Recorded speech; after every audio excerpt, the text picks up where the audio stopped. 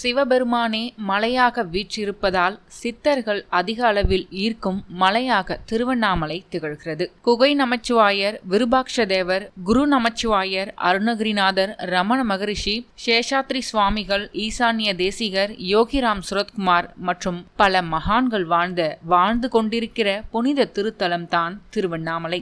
இந்த வீடியோவில் குகை நமச்சிவாயரை பற்றி தான் பார்க்க போகிறோம். யார் இந்த குகை நமச்சிவாயர்? இவர் எங்கிருந்து வந்தார்? இவரின் முழு வரலாறு என்ன?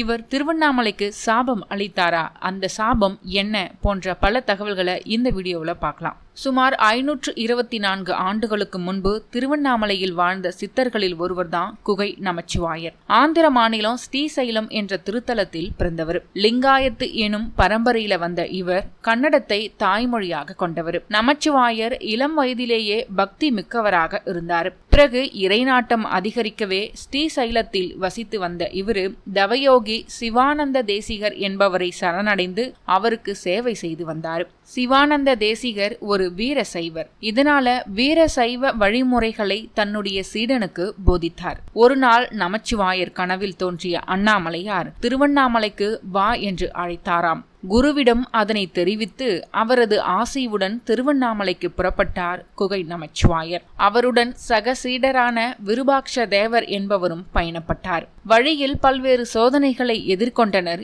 இருவரும். திருவண்ணாமலைக்கு வந்த இருவரும் மலையில் ஒரு புறத்தில் தனித்தனியாக தங்கினார்கள். விருபாக்ஷ தேவர் தங்கியிருந்து தவம் செய்த குகை பிற்காலத்தில் விருபாக்ஷி குகை என்றும், நமச்சிவாயர் தங்கி தியானம் செய்து வந்த குகை நமச்சிவாயர் குகை என்றும் அழைக்கப்பட்டது.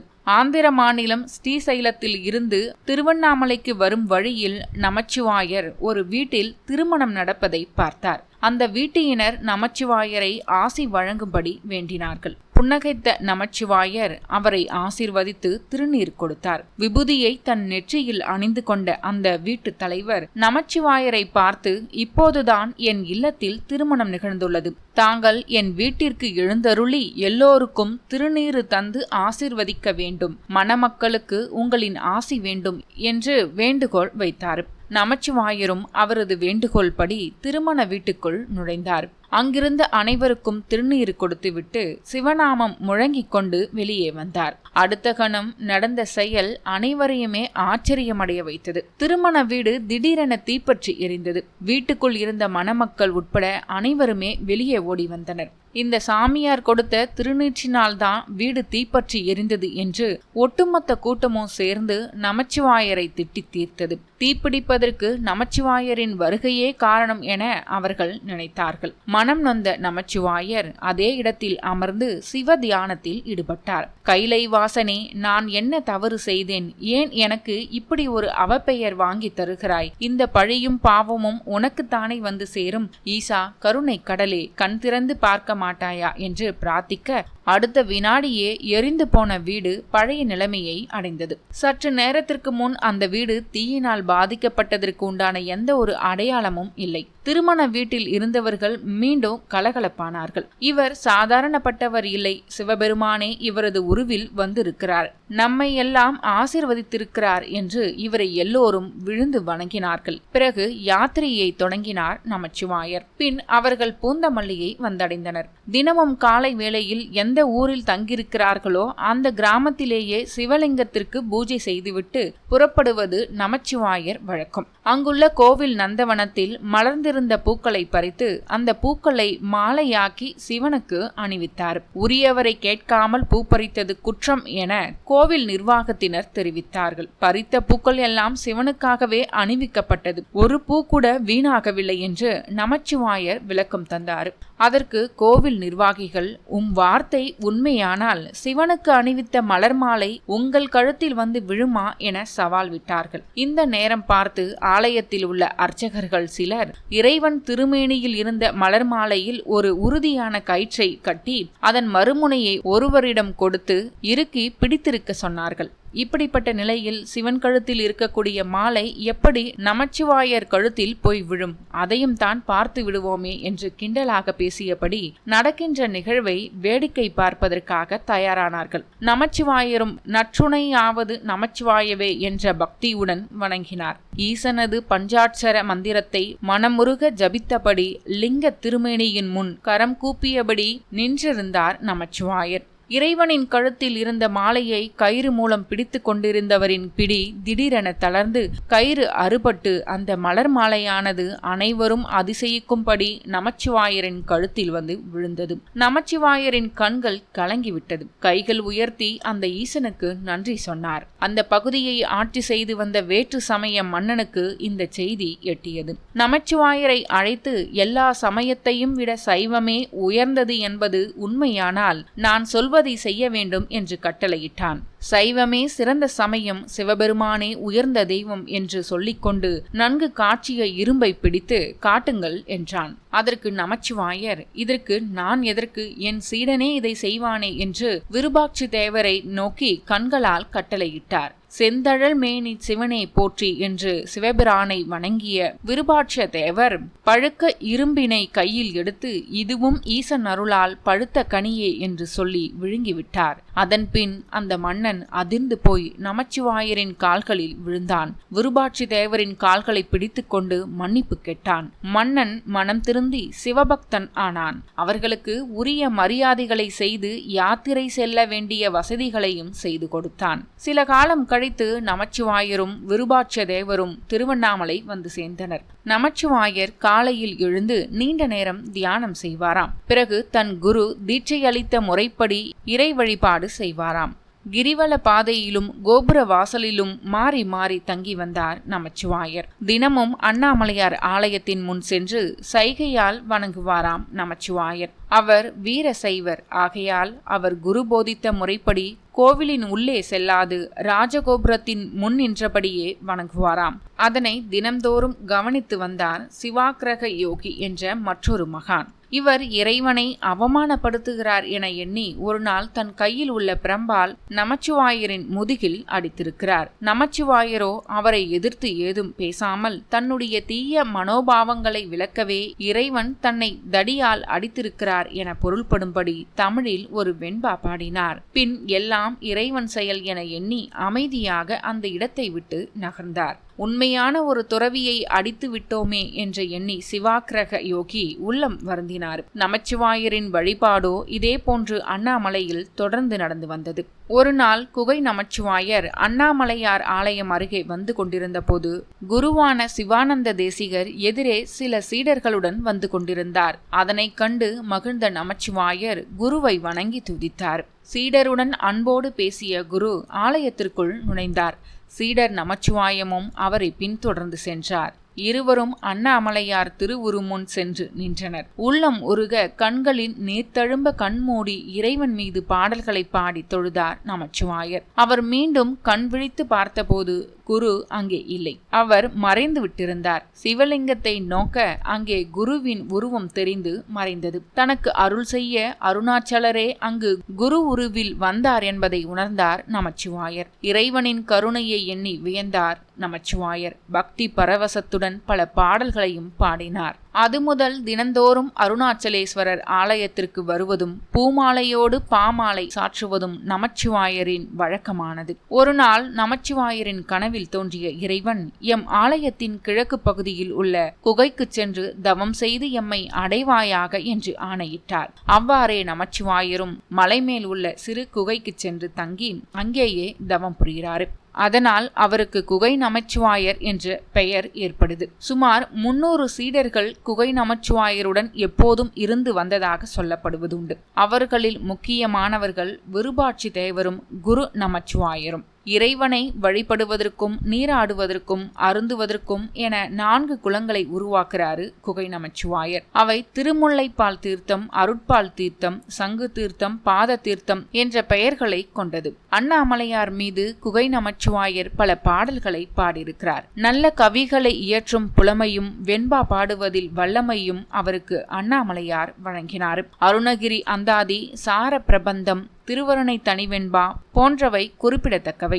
அண்ணாமலையாரை மனதார தரிசிப்பதும் பூஜைக்கு பூமாலைகள் கட்டித் தருவதும் நமச்சிவாயரின் அன்றாட பணிகளாக இருந்து வந்தன. ஒரு நாள் அண்ணாமலையாரை தரிசித்து விட்டு குகைக்கு திரும்பிக் கொண்டிருந்தார் நமச்சிவாயர். அப்போது ஒரு பெண் அழுதபடியே அவரை நோக்கி ஓடி வந்தாள். சுவாமி, அபலையான என்னை காப்பாற்றுங்கள். என் கணவர் திடீரென்று இறந்து விட்டார். வாழும் வழி தெரியாமல் நிற்கதியாய் இருக்கும் எனக்கு உங்களை விட்டால் வேறு துணை இல்லை என்று பாதங்களில் விழுந்தாள். இறக்கப்பட்ட குகை நமச்சிவாயர், கலங்காதே, அண்ணாமலையார் துணை இருப்பார். உன் கணவர் சிவனருளால் உயிர் பெறுவார். வீட்டுக்கு நிம்மதியாக செல், எல்லாம் நல்லபடியாக நடக்கும் என்று ஆறுதல் கூறி வழி அனுப்பினார். அதன்படியே அவளது கணவரும் உயிர் பெற்று எழுந்தார். குகை நமச்சிவாயர் வாழ்ந்த காலத்தில் நகித் என்ற கொடியவன் திருவண்ணாமலையில் வசித்து வந்தான். கோவிலுக்கு வரும் பெண்களிடம் அட்டகாசம் செய்வதுதான் இவனுடைய வழக்கம். இதனை பார்த்து கோபமுற்ற குகை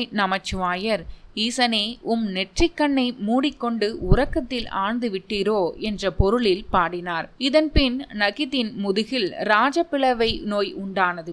நோயின் வேதனையை தாங்க முடியாமல் உயிர் விட்டான். இவ்வாறு பலவித அற்புதங்களை குகை நமச்சிவாயர் செய்தார். ஏராளமானவர்களின் நோய்களை தீர்த்துள்ள குகை நமச்சிவாயர் நடத்திய சித்தாடல்கள் ஏராளம். ஒரு தடவை இறந்து போன ஆட்டுக்கு உயிர் கொடுத்து எல்லாரையும் ஆச்சரியப்படுத்தினார். குகை நமச்சிவாயரை ஆட்டிடையன் ஒருவன் ஒரு நாள் அணுகி, சினையாடான தன்னுடைய ஆடுகளில் ஒன்று இறந்து விட்டது என்றும் அதன் குட்டிகளையாவது அவர் காப்பாற்றி தர வேண்டும் என்றும் வேண்டி தொழுதான். இறந்த சினையாட்டை அங்கேயே விட்டுவிட்டு மறுநாள் வந்து தன்னை பார்க்குமாறு சொல்றாரு குகை நமச்சிவாயர். அவன் மறுநாள் காலை வந்து பார்த்தபோது குட்டிகள் இரண்டும் விளையாடி கொண்டிருந்தது. அதோடு அந்த தாயாடும் உயிர் பிழைத்திருந்தது. தன்னுடைய தவ ஆற்றலால குகை நமச்சிவாயர் அதனை உயிர்ப்பித்திருந்தார். மகிழ்ச்சியோடு அவரை வணங்கி விடை பெற்றான் அந்த ஆட்டிடையன். ஊருக்கு சென்று நடந்த இந்த விவரங்களை சொல்றான் அந்த ஆட்டிடையன். அதை நம்பாத சிலர் உடனே ஒருவனை செத்தவன் போல நடிக்க செய்து பாடையில கட்டி குகை நமச்சிவாயரிடம் தூக்கிட்டு போறாங்க. சாமி, இவன் செத்து போயிட்டான். ஆட்டுக்கு உயிர் கொடுத்தது போல இவனுக்கும் உயிர் கொடுங்கள் என்று கிண்டலாக கேட்கிறாங்க. உடனே குகை நமச்சிவாயர், ஆமா, இவன் செத்து போயிட்டான், கொண்டு போய் புதைத்து விடுங்கள் அப்படின்னு சொன்னாராம். இதை கேட்டதும் அவர்கள் சிரிச்சிருக்காங்க. டே, எழுந்திருடா, சாமி பொய் சொல்றாரு அப்படின்னு சொல்லியிருக்காங்க. ஆனா பாடையில படுத்து வந்தவன் எழுந்திருக்கல. உண்மையிலேயே செத்து போயிட்டான். போனவன் தான் இனி உயிர் பிழையான் அப்படின்னு குகை நமச்சிவாயர் சொல்லியிருக்காரு. உடனே அந்த குறும்புக்காரர்கள் அனைவரும் சாமியார் தான் ஏதோ செய்து விட்டார் என்று கும்பலாக குழுமி அவரை அடிக்க போயிருக்காங்க. இதனால் வெறுப்படைந்த குகை நமச்சிவாயர் இந்த இடத்துலதான் திருவண்ணாமலைக்கு சாபம் இடுறாரு. அத அண்ணாமலையாரே வந்து தடுக்கிறாரு. அப்படி அவர் என்ன சாபம் இடுறாரு, அண்ணாமலையார் வந்து என்ன சொன்னாரு அப்படின்னு பாத்தீங்கன்னா, குறும்பர்கள் வாழும் ஊர், அடுத்தவரை கொன்றால் கூட ஏன் என்று கேட்காத ஊர், கொடும் காளை மாடுகள் கதரும் ஊர், ஏராளமான பழிகளை சுமக்கும் ஊர், பாதகர்கள் வாழும் ஊர் என்றெல்லாம் திரு அண்ணாமலை நகரை பற்றி நொந்து பாடுறாரு. இறுதியில் தனது சாபத்தால் அழியும் ஊர் என்று சபிக்க வாய் திறந்த போது அவர் முன் காட்சியளித்த அண்ணாமலையார், இந்த ஊரில்தான் நானும் இருக்கிறேன் என்று அவரை மேற்கொண்டு பாட விடாம தடுத்து ஆட்கொள்றாரு. அண்ணாமலையாரின் குறுக்கீடு காரணமாக அழியும் என்று நிறைவடையக்கூடிய அந்த செய்யுளை அழியும் அழியா அண்ணாமலை என்று பாடி முடிக்கிறாரு குகை நமச்சிவாயர். அந்த பாடல் வரிகளை இப்போ பார்க்கலாம். கோளர் இருக்கும் ஊர், கொன்றாலும் கேளாவூர், காளையரே நின்று கதரும் ஊர், நாளும் பழியை சுமக்கும் ஊர், பாதகரே வாழும் ஊர், அழியும் அழியா ஊர் அண்ணாமலை என்று பாடியிருக்காரு.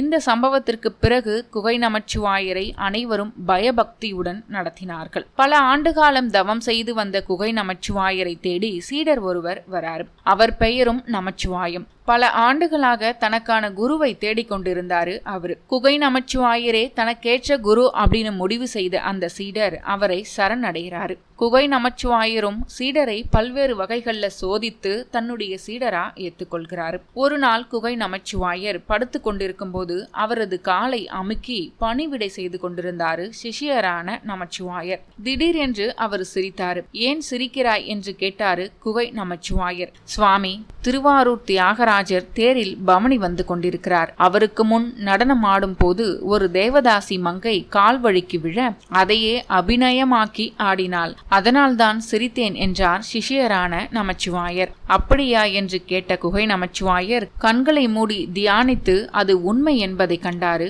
இன்னொரு நாள் நமச்சிவாயம் தன்னுடைய உடலில் இருந்த துணியை பரபரப்பாக தேய்த்து தீப்பட்டா எப்படி நம்ம ஊதுவோமோ அது போன்று ஊதினார். இதை பார்த்த குகை நமச்சிவாயர் ஏன் இப்படி தேய்த்து ஊதுகிறாய் என்று கேட்கிறார். ஐயனே, சிதம்பரம் நடராஜருக்கு விளக்கு போடுபவன் விளக்கை போட்டான். விளக்கின் அருகில் இருந்த திரைச்சீலை நெருப்பு பட்டு பற்றி எரிய ஆரம்பித்து விட்டது. அதைத்தான் ஊதி அணைக்கிறேன் என்று சொன்னாராம் நமச்சிவாயர். தன்னுடைய சிஷியனின் பெருமையை உணர்ந்து கொண்ட குகை நமச்சிவாயர் அவருக்கு குரு நமச்சிவாயர் என்ற பெயரை தந்து இனி நீ குரு நமச்சிவாயர் என்றே அழைக்கப்படுவாய் என்று கூறி அருளியிருக்கிறார். ஒரு நாள் குகை நமச்சிவாயர் தன்னுடைய சீடனை சோதிக்க எண்ணி தான் சாப்பிட்டதை தனது திருவோட்டில் உமிழ்ந்து அதை குரு நமச்சிவாயரிடம் கொடுத்தாராம். இதை யார் காலடியும் படாத இடத்தில் கொட்டு என்று கூறியிருக்கிறார். ஆழ்ந்து சிந்தித்த குரு நமச்சிவாயர் யார் காலடியும் படாத இடம் தானே என்று அதனை தானே சாப்பிட்டிருக்கிறார். பிறகு குகை நமச்சிவாயர் அதை எங்கே கொட்டினாய் என்று கேட்க குரு நமச்சிவாயர் அதை தானே உண்டு விட்டதாகவும் அது யார் காலடியும் படாத இடம் என்றும் கூறியிருக்கார். சீடனின் இந்த நிலையை கண்ட குகை நமச்சிவாயர், அப்பனே, நீ ஞானத்தில் சிறந்தவன், நீ இங்கு இருக்க வேண்டாம், தெய்வீக கஷேத்திரமான சிதம்பரம் செல்லலாம், நான் அண்ணாமலைக்கு அடிமையாக இருந்து இங்கேயே வாழ்கிறேன் என்றார். குரு நமச்சிவாயர் இதனால் வருந்தினார். ஆனால் குகை நமச்சிவாயரோ இரு யானைகள் ஒரு கம்பத்தில் கட்டப்பட முடியாது, அது கூடவும் கூடாது என்றார்.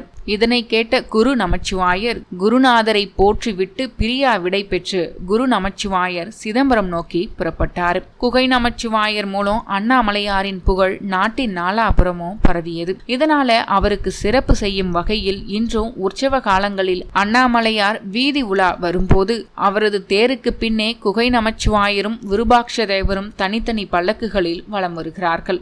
குகை நமச்சிவாயர் மீது அண்ணாமலையார் காட்டிய அன்புக்கு உதாரணமாக ஒரு தடவை குகை நமச்சிவாயர் ஜீவ சமாதியாக நினைத்த போது மேலும் 100 ஆண்டுகள் வாழ அண்ணாமலையார் அவருக்கு ஆயுளை நீடித்தாராம்.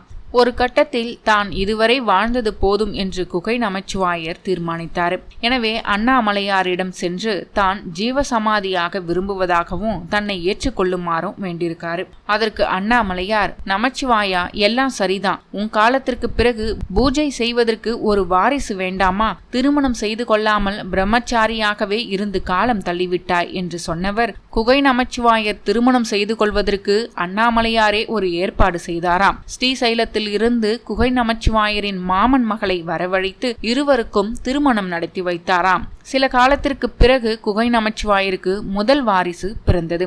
ஈசனின் விருப்பப்படி வாரிசு பிறந்தாயிற்றே. எனவே அண்ணாமலையாரின் ஒப்புதலின் பேரில் அவர் வாழ்ந்த குகையிலேயே ஜீவசமாதி அடைந்தார். இவருக்கு அவரது பரம்பரையில் வந்தவர்கள் தொடர்ந்து வழிபாடு நடத்தி வருகிறார்கள். அவர் எழுதிய பாடல்களில் திருவண்ணாமலை கிரிவலம் செல்லும் வழியில் அண்ணாமலையார் ஆலயத்திற்கு நேர் பின்புறம், அதாவது பேகோபுர தெரு அருகே இருக்கக்கூடிய சிறு தெரு வழியாக நடந்து சென்றால் மலை தெரியும். அந்த மலையின் மையத்தில் ஒரு சிறு ராஜகோபுரம் தெரியும். அதுதான் குகை நமச்சிவாயரனுடைய ஜீவ சமாதி ஆலயம். மலையடி வாரத்தில் இருந்து சுமார் 10 நிமிடம் மேலே நடந்தா குகை நமச்சிவாயருடைய ஜீவ சமாதியை அடைந்து விடலாம். ஒவ்வொரு வருடமும் கார்த்திகை மாதம் வளர்பிறை சதுர்த்தி திதி பூராட நட்சத்திரம் கூடிய தினத்துல கும்ப லக்னத்தில் குரு பூஜை நடந்துட்டு வருது.